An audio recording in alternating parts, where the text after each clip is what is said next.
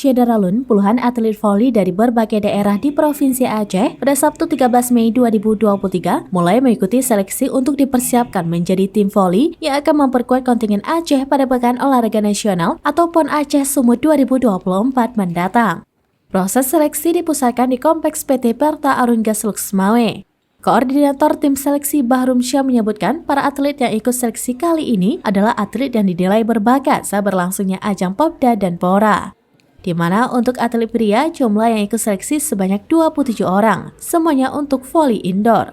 Sedangkan atlet putri sebanyak 24 orang dengan rincian 19 atlet untuk indoor dan 5 untuk outdoor. Sedangkan proses seleksi untuk putra akan berlangsung 4 pekan, untuk putri akan berlangsung 2 hari.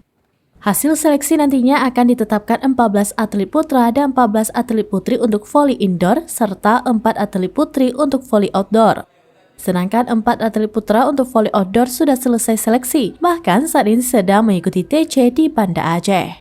Usai seleksi, pihaknya juga akan segera menyurati KONI Aceh untuk meminta agar proses pelatda cabang voli digelar di Luxmawe.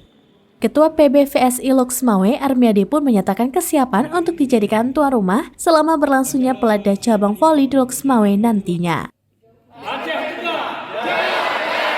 Dari Luxmawe, Saiful Bahri, Serambinews.com.